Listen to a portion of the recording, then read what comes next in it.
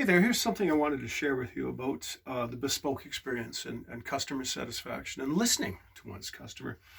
Have a chap who's contacted me from Minnesota who wanted to kill, well, he doesn't have any particular clan associations or regimental associations.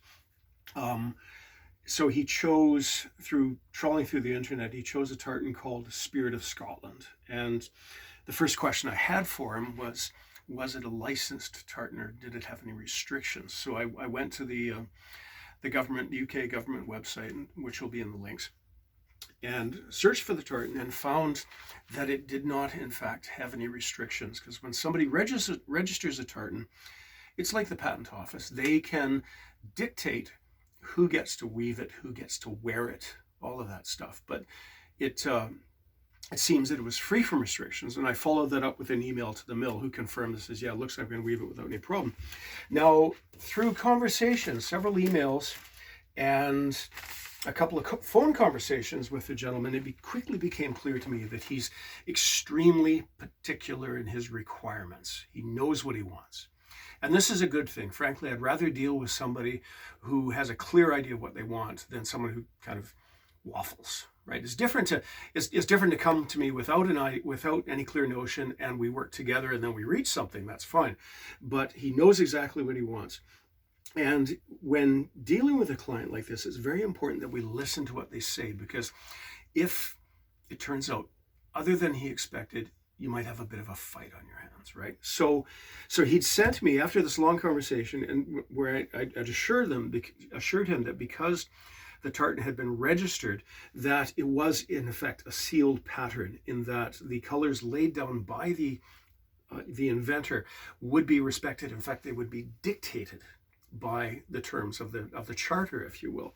So, but he still wasn't completely convinced. So he sent me a swatch of tartan, which he had received from a supplier, and he couldn't remember which supplier.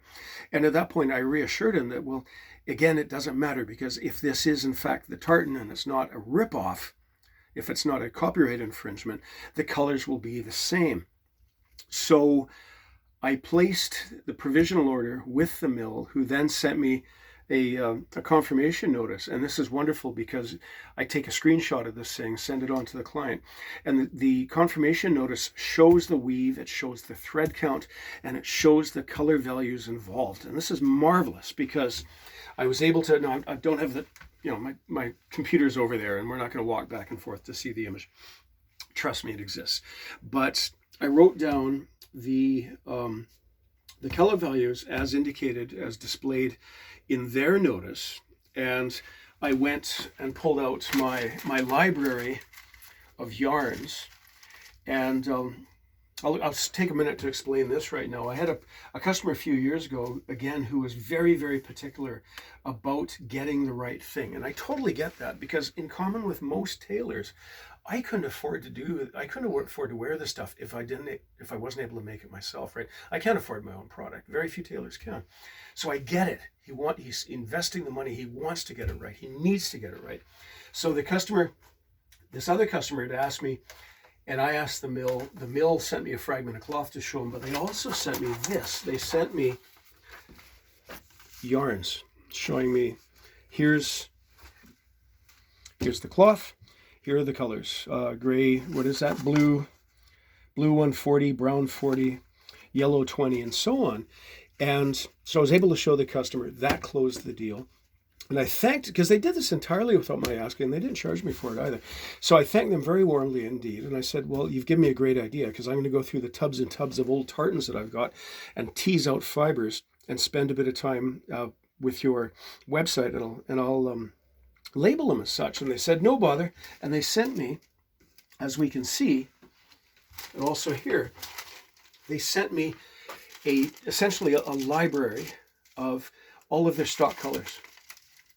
So back to our story, customer sent me the fragment, the swatch, mill has sent me the confirmation order and the list of the color values. So I pull out all of the applicable yarns. It's green 10, blue 20, blue 50, Gray tin is actually black. And the reason why they call black gray or Oxford gray, or in this case, gray tin, is black is a very, very difficult color to get right.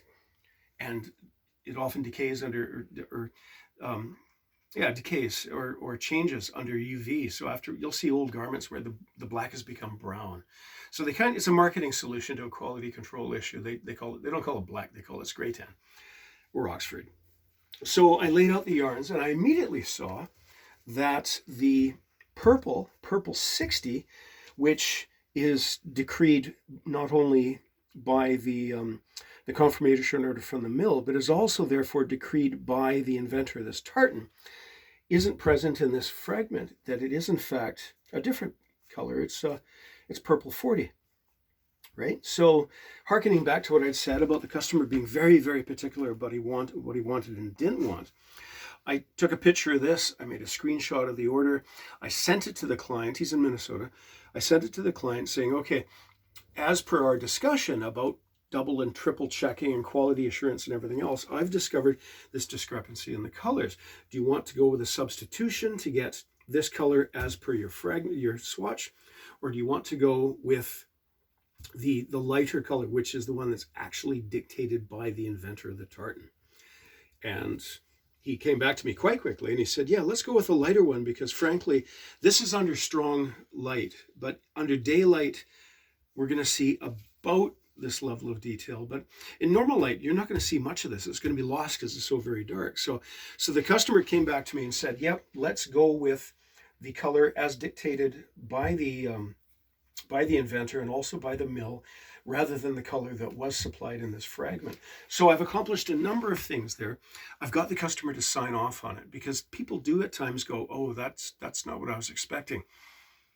And sometimes that's unavoidably the case. But in this case, we've dealt with that. He has invested a little bit more of his own control into what, again, I say elsewhere, one level this is a statement about heritage and family and everything else, but it's also a statement of your personal style. And by involving the client as much as possible, every bit as much as possible, in these little intricacies of design, I've yet to see it not make a happier client. The client is involved in this, involved in the proceedings, and to be kind of cynical, he's got no reason to kick back because he signed off on this.